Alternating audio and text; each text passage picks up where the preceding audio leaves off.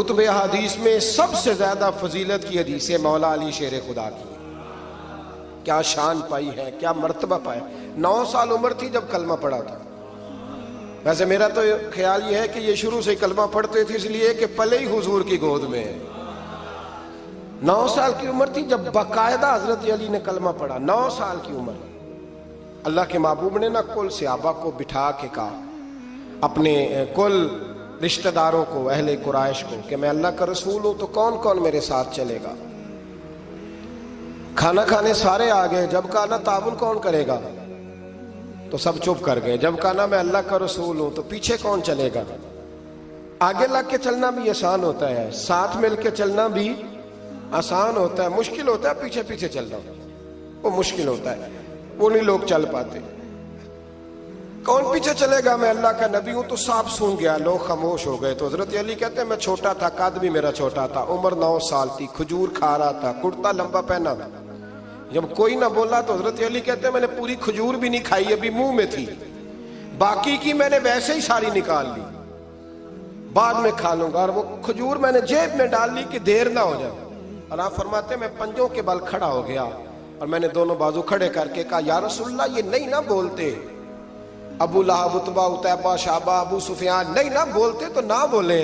حضور آپ پریشان نہ ہو, انا حافظوں کا یا رسول اللہ, انا ناصروں کا یا رسول اللہ. حضور میں ہر دشمن کے مقابلے میں آپ کی حفاظت کروں گا, دین کے ہر کام میں آپ کی مدد کروں گا. کہاں حضرت علی نے دوستی لگائی, کہاں 9 سال کی عمر میں, کہاں دوستی. پانی پرن سہیلیاں رنگا رنگ کڑے پر پریا اس دا جانیے جس دا. تو حضور میں اور پھر حضرت علی ہر میدان میں آپ کو نظر آئیں گے. ہر میں, بدر میں بھی مولا علی, احد میں بھی مولا علی, خندق میں بھی مولا علی. خیبر والے دن آنکھیں دکھتی تھی پر میرے حبیب نے فرمایا اسے بلاؤ, جھنڈا بھی اسے ہی دینا ہے اور فتح بھی اللہ اسی کے ہاتھ پہ عطا فرمائے. یعنی تکلیف بھی تھی, آنکھیں دکھتی تھیں. حضرت علی بظاہر بیمار تھے لیکن حضور نے فرمایا چونکہ انہوں نے وعدہ کیا ہے وہی آئیں گے, میدان میں نکلیں گے. ہر صحابی شان والے. حضرت ابوبکر صدیق کے مقام کو کون پہنچ سکتا ہے, جناب عمر, جناب عثمان, طلحہ و زبیر, ہر ایک کی کیا بات ہے. لیکن میرے نبی کریم علیہ الصلوۃ والسلام نے ہر میدان میں انہیں یاد کیا اور وہ ہر میدان میں پہلی صف میں نظر آئے. 63 سال عمر تھی حضرت علی کی. کوفے کے بازار سے گزر رہے تھے, ایک کافر نے آ کے خنجر مارا اور جناب علی المرتضیٰ شیر خدا کی داڑھی سے جب خون نکلا نا, وہ 9 سال کی عمر میں وعدہ کیا تھا کہ میں دین کا مددگار بنوں گا. اور جب 63 سال کی عمر میں زخم لگا کوفے کی گلی میں تو جناب علی نے اپنا خون دیکھا اور جب زمین پہ گر رہے تھے تو پتہ کیا کہہ رہے تھے, فزت برب الکعبہ, لوگو رب کعبہ کی قسم میں کامیاب ہو گیا, میں نے آج اپنا وعدہ نبھا دیا. لے سجنا اسا توڑ نبھائی, لے سجنا اسا توڑ نبھائی تے جان دیتی راہ تیرے. ختم ہو گئی بات. لے او سجنا اسا توڑ نبھائی. عشق لگا سی کھیڈاں کھیڑ دی لو تے پھر مینوں کھیڈاں بھول گئیاں. میں کجل پایا سی یار دے ویکھنے, پھر وہ دی یاد وچ روندیاں ہی ڈول گئیاں. تے حیدر شاہ اس گلی کدے بھی نہ رول دی پر ہن تے رول گئیاں. تے بلے شاہ دی او جانے سانو اپنی توڑ نبھا لیندے. عزیزو یاد رکھو اللہ رسول سے رشتہ نا ہر لمحہ نبھاؤ. میں نے جمعے والے دن بھی کہا تھا کہ مجھے سمجھ نہیں آتی کہ شب برات کو لوگ رو رو کے دعا مانگتے ہیں. میں نے معراج شریف کی رات زیادہ دعا نہیں منگائی. میں کہتا ہوں کہ اتنا مسلمان ساری رات رو رو کے دعا مانگتا ہے تو سویرے کرپشن تو پھر بھی نہیں ختم ہوتی. توبہ کا ترجمہ یہ ہے کہ پچھلے گناہوں پہ شرمندہ ہوں تو آئندہ نہ کرنے کا وعدہ کرتا ہوں. یہ توبہ ہے. یہ بولیے. آپ دیکھیں نا ہر مسجد میں رش ہے, اللہ کا فضل ہے. ہم تو ویسے چھوٹے لوگ ہیں لیکن الحمدللہ تعالیٰ یہاں بھی کوئی جگہ نہیں بیٹھنے اٹھنے کی. لیکن کیا یہ رسم ہے کہ استغفر اللہ رو رو کے دعا مانگی اور سویرے اسی طرح جھوٹ بولنے کا ارادہ چھوڑا ہی نہیں, فریب چھوڑا ہی نہیں, یہ کوئی رسم ہے؟ یہ کوئی ایکٹنگ کرنے آئے ہیں مسجد میں؟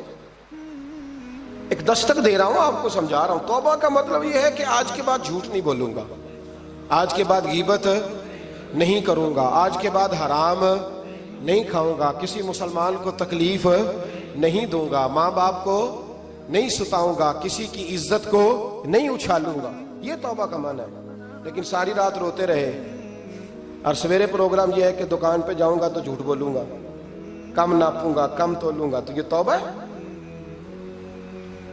دیکھیں نا، مجھے پتا چل جائے کہ ایک بندہ میرے سامنے آ کے کھڑا ہوا ہے پر وہ جھوٹا ہے، وہ میری تعریفیں کر رہا ہے پر جھوٹا ہے، مجھے غصہ آئے گا کہ نہیں آئے گا؟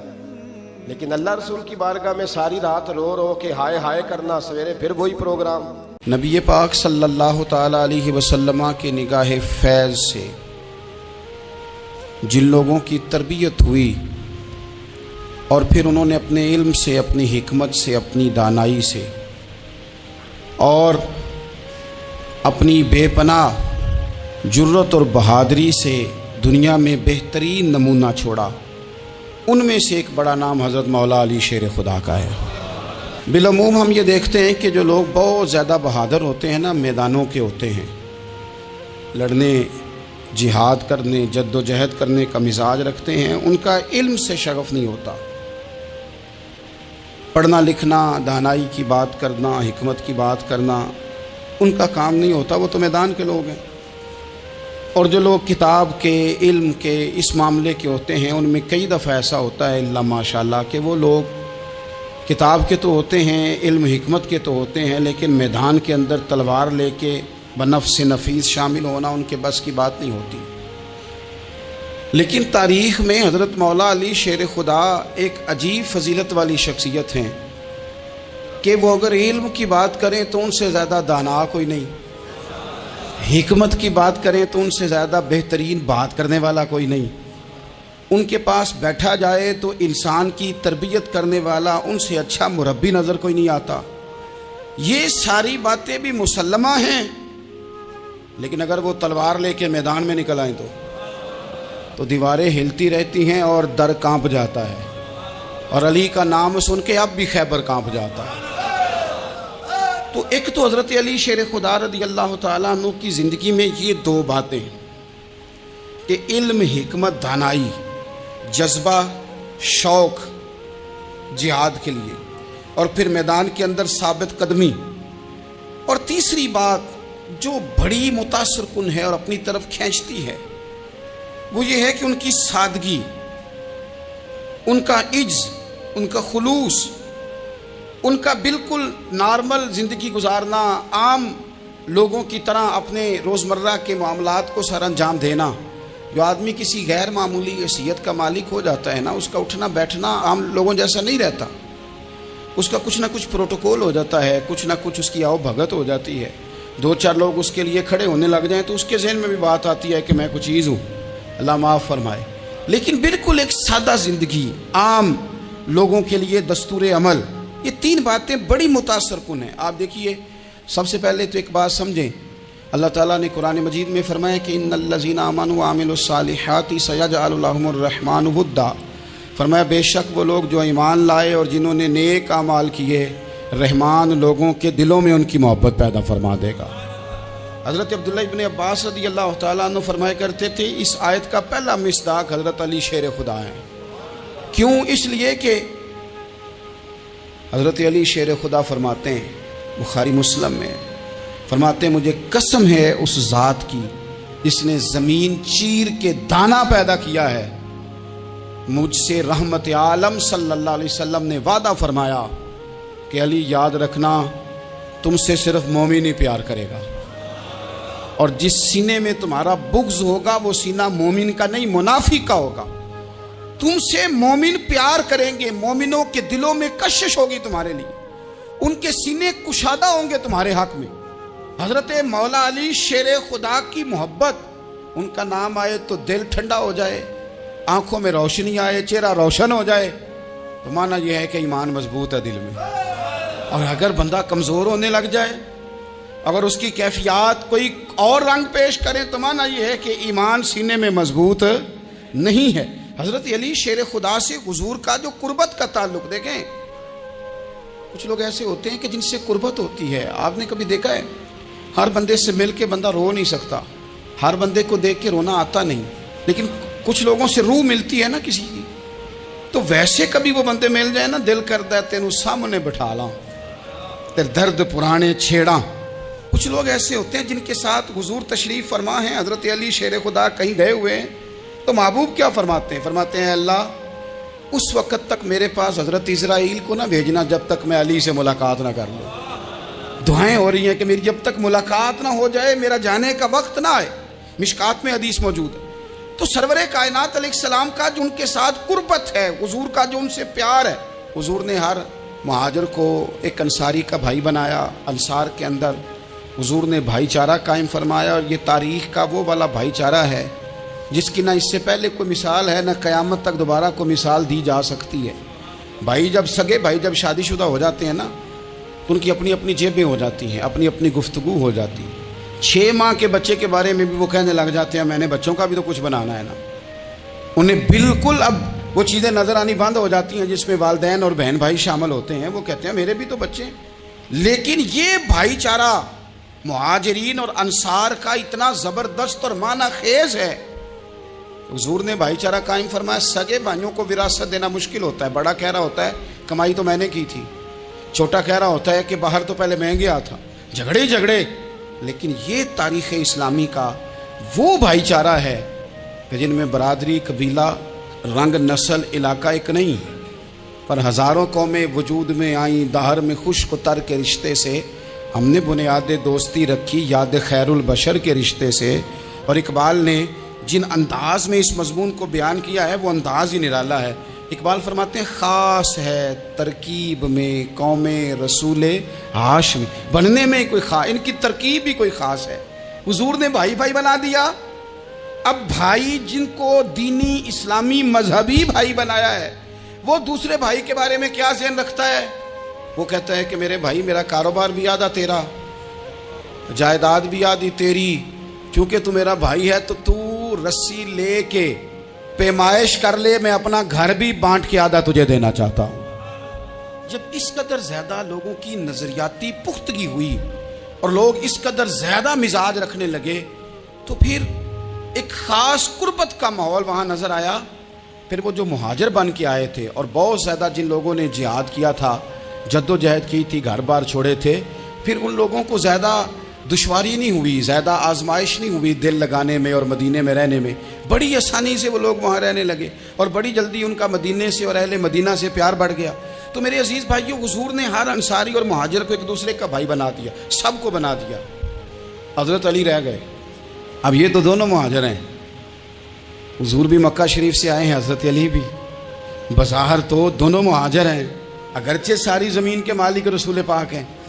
سب کو بھائی بھائی بنا دیا. تو اب ہر بندے کو بھائی مل رہا ہے اور بھائی بڑے پیارے ہوتے ہیں.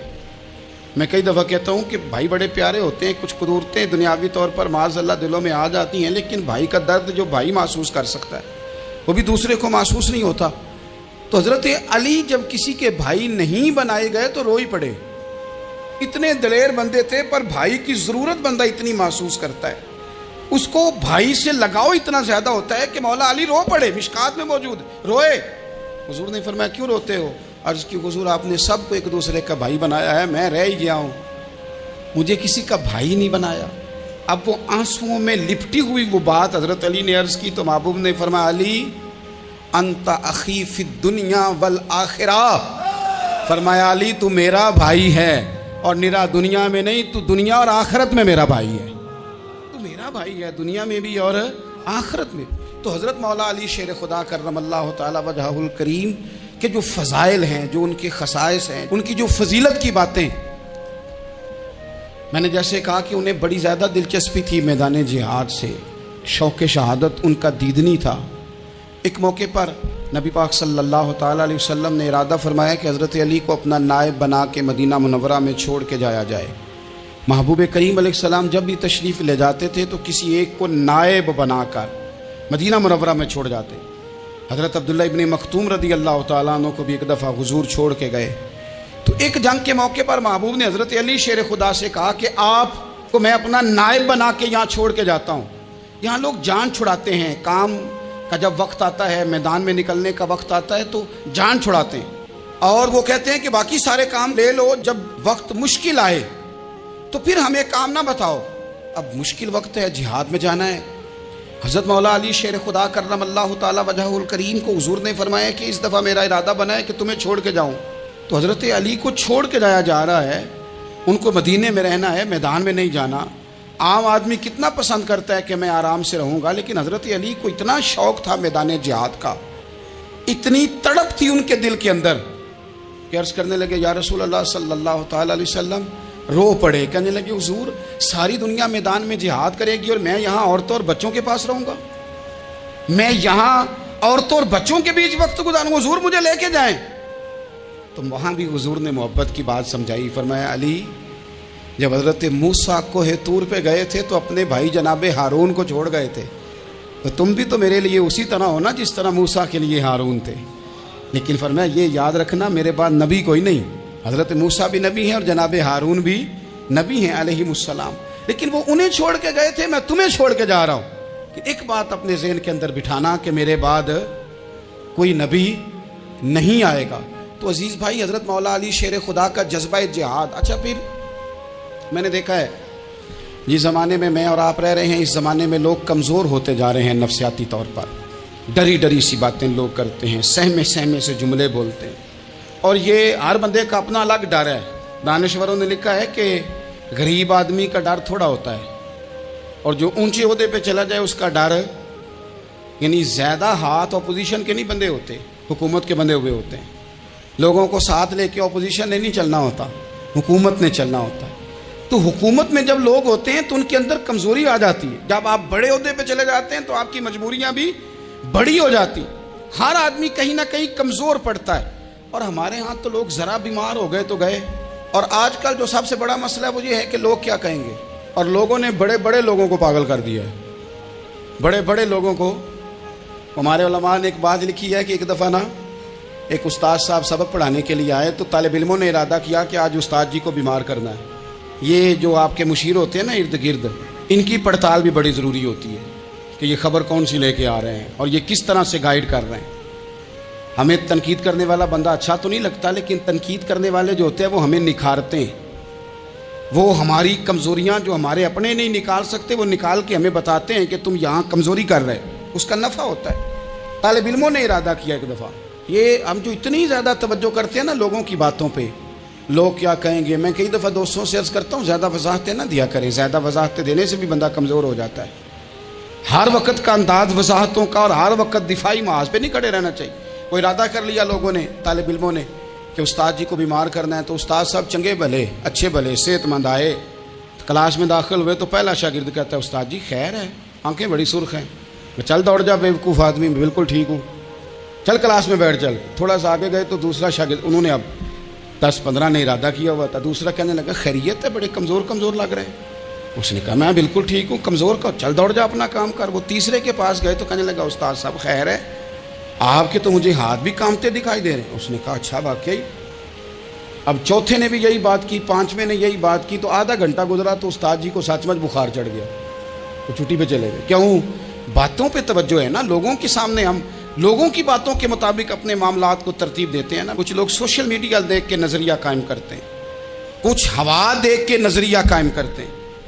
وہ قائد اعظم محمد علی جناح کی ایک بات نہیں بھولتی کہ انہوں نے کہا تھا, ہندو لیڈر جو تھا جس کو لوگ گاندھی کہتے تھے, اس سے کہا تھا تیری اور میری سیاست میں فرق ہے, تو لوگوں کا رجحان دیکھ کے فیصلہ کرتا ہے, اور میں, قائد اعظم کہنے لگے, میں فیصلہ کر کے لوگوں کا رجحان ادھر کر دیا کرتا ہوں. یہ کمال ہوتا ہے کسی شخص کا کہ اس کا اپنا نظریہ غالب آئے, بجائے اس کے کہ وہ دیکھے آج کل لوگ کیا کہہ رہے ہیں تو لہذا میں اس طرح کا ڈل جاؤں. لوگ تو ایک وقت کے لیے کچھ کہتے ہیں, پھر اگلے 4 گھنٹوں میں کچھ اور کہتے ہیں. حضرت مولا علی کے مزاج میں استقامت ہے. اور جو لوگ جو بہت زیادہ پراپوگنڈا کرتے ہیں اور بہت زیادہ کسی کے بارے میں بات کرتے ہیں, ان کا وہ مزاج نہیں, ان کی وہ طبیعت نہیں, وہ اپنے حساب سے فیصلہ کرتے. ایک شخص تھا عمر بن عبد ود, 90 سال کا بوڑھا, لیکن جب تلوار لے کے میدان میں آتا تھا تو 1000 آدمی کے مقابلے میں لڑتا تھا.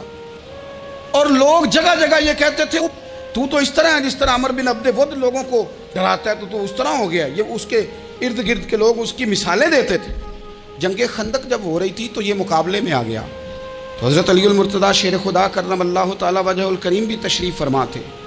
اب پورے عرب کے اندر اس کے بارے میں یہ کہا جاتا تھا کہ اس سے نہ لڑو، وہ تو خونخوار ہے، وہ تو درندہ ہے، وہ تو جنگلی شیر کی طرح آتا ہے، وہ تو کاٹ کھانے کو دوڑتا ہے، اس سے کون لڑے. ایک خیال تھا. اور وہ پراپوگنڈا بعض اوقات اتنا زیادہ کسی کے بارے میں ہوتا ہے کہ ذہن میں بچے لوگ آتے ہیں نا بچہ دم کرانے کے لیے، تو کہتے ہیں پیر صاحب بڑا ضدی ہے، کسی کی بات نہیں مانتا، باقی بچے ٹھیک تھے، یہ تو بڑا ہی نالائق نکل آیا ہے. تو میں کہتا ہوں کہ آپ اس کے سامنے یہ والی باتیں نہ کریں، یہ پکا ہو جائے گا کہ میں ضدی ہوں. تو آپ ذہن بنا رہے ہیں اس کا کہ تو اس طرح کا ہے.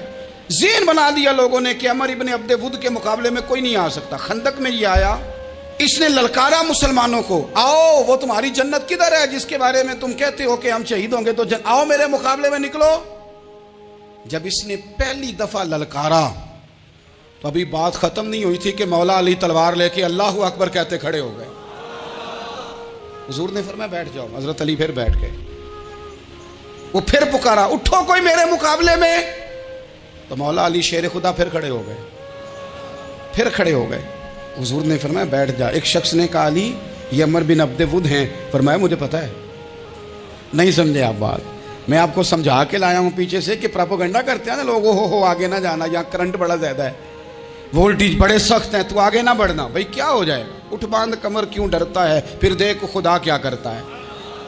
حضرت علی تیسری دفعہ اس نے کہا نا ہے کوئی، تو حضرت علی پھر اٹھے. اب تو رسول پاک صلی اللہ تعالی علیہ وسلم نے تھپکی دی.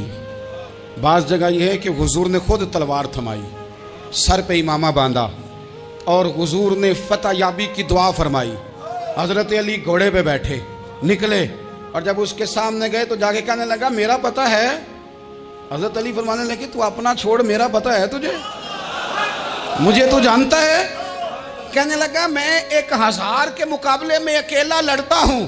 حضرت علی شیر خدا فرمانے لگے پتہ نہیں تو کن سے لڑتا رہا ہے، جانے وہ کون ہے جن سے تو لڑتا رہا ہے، وہ کون 1000 تھے جو تیرے مقابلے میں آتے تھے، پتہ نہیں. تو کہنے لگا میرا نام میری ماں نے عمر بن عبد ود رکھا ہے. فرمایا چھوڑ تو، میری ماں نے میرا نام حیدر رکھا ہے. کہنے لگا تیری عمر چھوٹی ہے، کوئی بڑا لا. فرمانے لگے یہ تو جب ہنجے میں پنجہ ملے گا تو پتہ چلے گا عمر کس کی چھوٹی ہے. ابھی تو کہانیوں سے متاثر کرنا چاہتا ہے، تو چاہتا ہے کہ تو پریشر ڈالے اور میں تیری بات سنوں. تو مقابلے میں آ، ڈینگے نہ مار، کہانیاں نہ سنا. دیواریں ہلتی رہتی ہیں اور در کانپ جاتا ہے. علی کا نام سن کے اب بھی خیبر کانپ جاتا ہے. تو مقابلے میں آ، تو باتیں بنا رہا ہے، کہانیاں سنا رہا ہے. وہ کہنے لگا تو بچہ ہے، میں چاہتا نہیں تیرا خون بہاؤں. تو حضرت علی کہنے لگے میں بڑے دن سے پریشان ہوں کہ کسی بے ایمان کا خون بہایا کیوں نہیں، میرا بڑا دل کر رہا ہے تیرا خون بہاؤں. اس نے بڑی زوردار ضرب لگائی. غصے میں اتنا پاگل ہوا، کیونکہ اس کے بارے میں معروف تھا کہ وحشی مزاج آدمی، اتنا سخت پاگل ہوا غصے میں، اس نے اپنے گھوڑے کے پیر کاٹ ڈالے. پہلے تلوار گھوڑے کو دے ماری، اس کو کاٹ کے دوڑا. یہ کیوں کرتے تھے لوگ، عرب کے لوگ اس وقت یہ کام کرتے تھے کہ ہم نے گھوڑا ہی مار ڈالا ہے تاکہ ہم بھاگ نہ سکیں. کہتے ہیں نا کشتیاں جلا دی ہیں کہ اب واپس جانے کا راستہ ہی بند ہو جائے. گھوڑے کے پیر کاٹ ڈالے کہ بھاگنا نہیں. اور بڑی زور سے اس نے ضرب لگائی حضرت علی پر. حضرت علی نے جب روکی تو وہ ڈھال ٹوٹ گئی حضرت مولا علی، اور آپ کے امامے کو اس کی تلوار بھی لگی. آپ نے فرمایا دکھا لیا تو نے زور، اب میری باری ہے. حضرت مولا علی شیر خدا کا قد بظاہر چھوٹا تھا. صحابہ کہتے ہیں ہم دور سے دیکھ رہے تھے، اللہ اکبر کہہ کے تھوڑا سا زمین سے وہ اٹھے، تھوڑا سا اٹھے، اور پھر دوبارہ نہیں انہیں تلوار چلانی پڑی. ایک ہی ضرب لگائی اور اس کے 2 ٹکڑے کر کے اسے زمین پہ پھینک دیا. تو عزیز دوست آپ یاد رکھیں گے اس بات کو کہ اپنی زندگی کے اندر مروب ہونا چھوڑ دیں. روب میں تاتاریوں نے مسلمانوں کو مروب کر لیا تھا، روب ڈال لیا تھا کہ ہم بہت بڑے لوگ ہیں. یہی آج ہمارے ساتھ بہت سارے لوگ کرتے ہیں، دلوں میں روب آ جاتا ہے، امیر رشتہ دار کا، فلانے کا، پھر وہ جو مرضی کرتا ہے. تاتاریوں کی ایک بی بی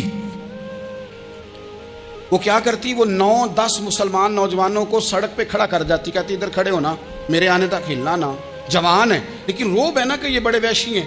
اکیلی بی بی اندر جاتی، تلوار لے آتی، اور وہ کھڑے ہیں، وہ بھاگے بھی نہیں، اتنا ڈر گئے، ٹانگیں کانپ رہی ہیں، بھاگنے کی بھی ضرورت نہیں کر رہے، تسلی سے گئی ہے، تلوار لے کے آئی ہے اور اس نے 9 جوان مسلمانوں کے گلے کاٹ دیے۔ اس روب سے نکلیں باہر، نوجوانوں سے کہتا ہوں نکلو۔ اور جن لوگوں نے دنیا میں انقلاب برپا کیا وہ غریب گھروں کے تھے، وہ لوگ تھے کہ جو بظاہر کسی بڑے قبیلے سے نہیں تھے۔ آپ محنت کریں، تعلیم حاصل کریں، جد و جہد کریں، مشقت کریں، اپنی زندگی میں کچھ مقاصد کے حصول کے لیے آگے بڑھیں۔ اور اگر آپ کہیں کہ دائیں بائیں میرے فلاں آدمی مجھے یہ مشورہ دے رہا ہے، تو کچھ لوگ دنیا میں باتیں کرنے آئے ہیں، انہوں نے باتیں کرنی ہیں اور بڑا فائدہ ہوتا ہے، ان کو باتیں کر لینے دیں، ان کو کرتے رہنے دیں۔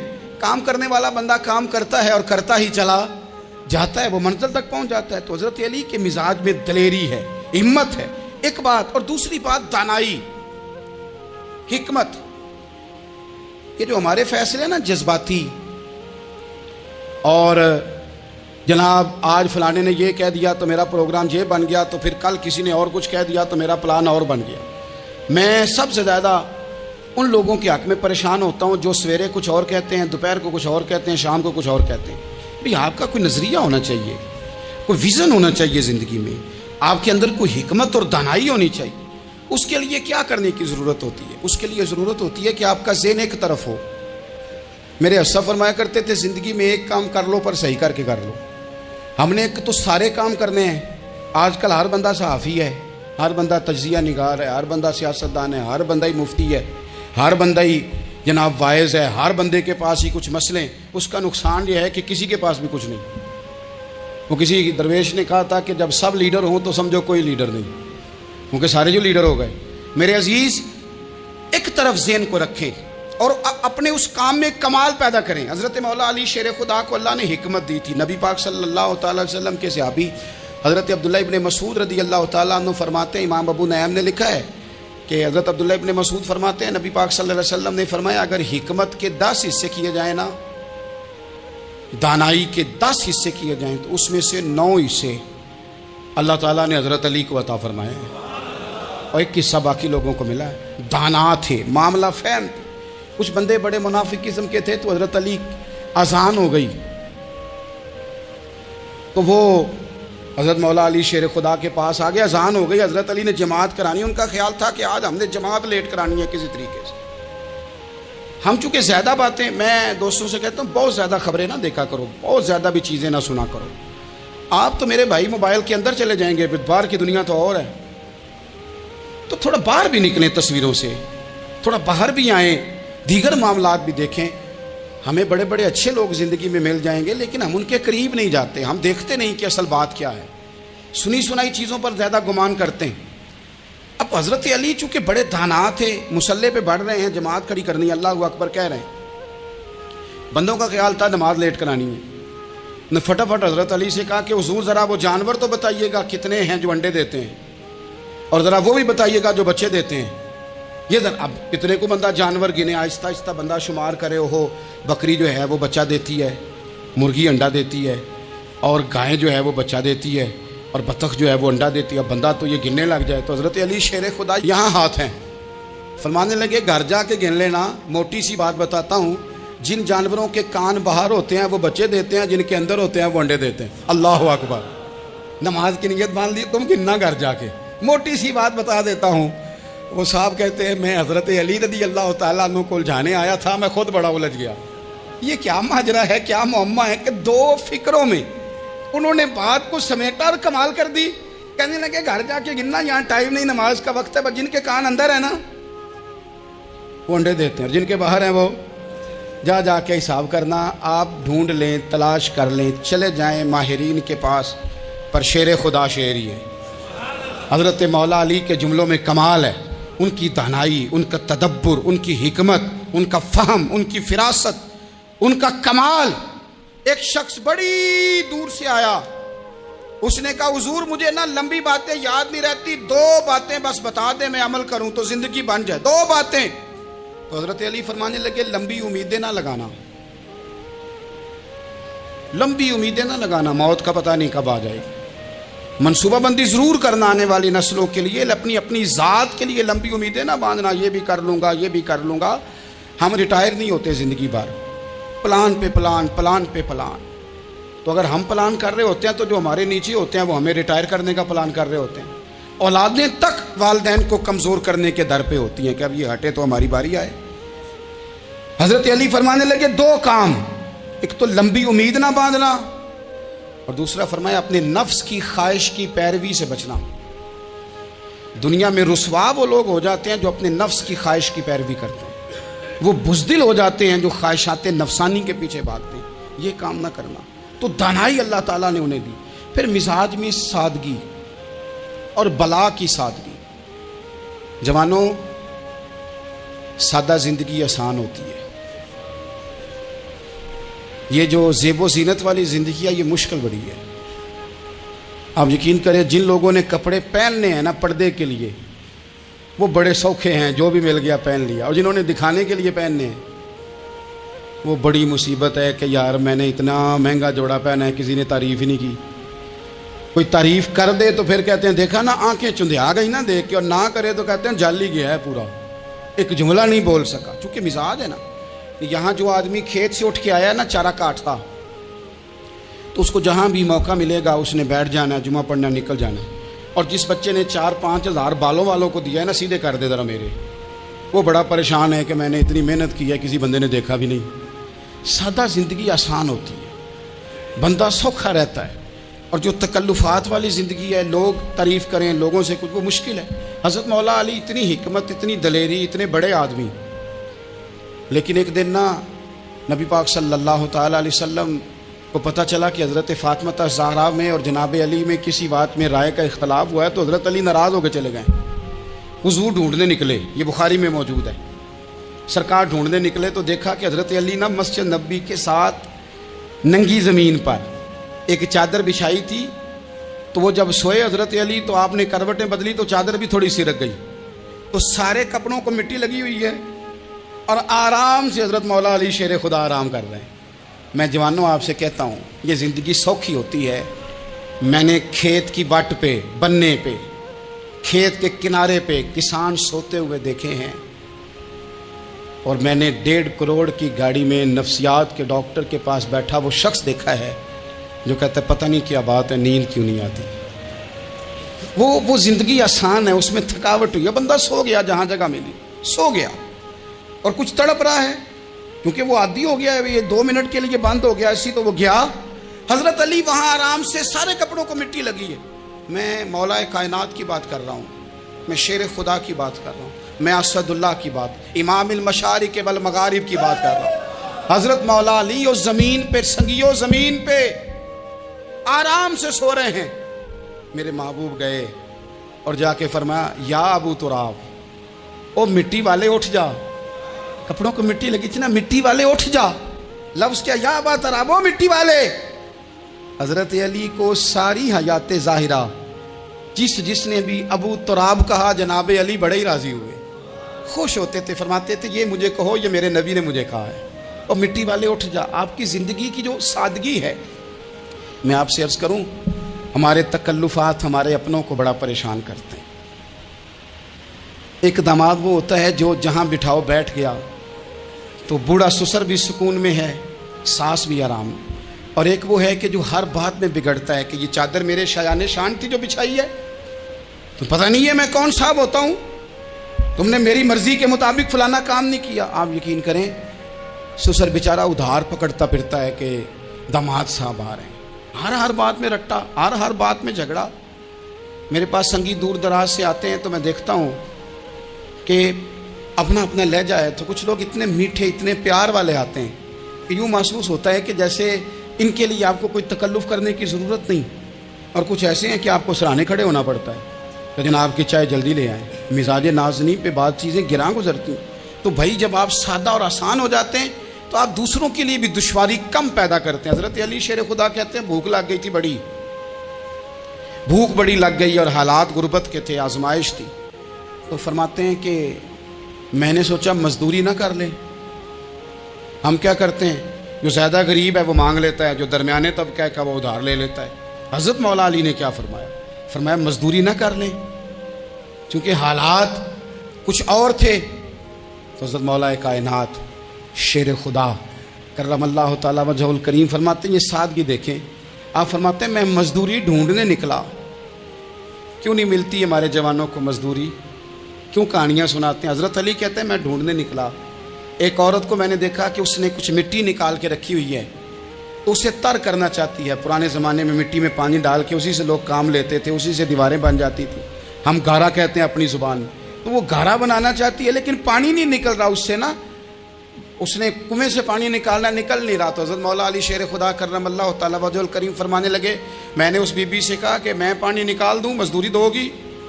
उसने कहा मैं भी मजदूरी तलाश कर रही थी, एक पानी का डोल आप निकालेंगे और मिट्टी पे डालेंगे तो एक खजूर दूंगी। हज़रत अली फरमाते हैं गर्मी बड़ी सख्त थी, मैंने 16 डोल पानी के निकाले, 16 बर्तन भर के पानी निकाला और उस मिट्टी पे डाला। फिर मैं हाथ धो के आया और उस खातून के पास बैठा तो उसने मुझे, ओ मजदूरो, कमजोर कमजोर पड़ते हो, पीछे पीछे होके बैठते हो, ख्याल बनाते हो कि हम कोई कमजोर लोग हैं। ये देखो मैं किन की बात कर रहा हूं, जिनका प्यार ईमान है, जिनकी मोहब्बत ईमान है। हजरत मौला अली शेर खुदा तुम्हें सबक दे रहे हैं कि हिकमत, दानाई, बहादुरी और फिर सादगी।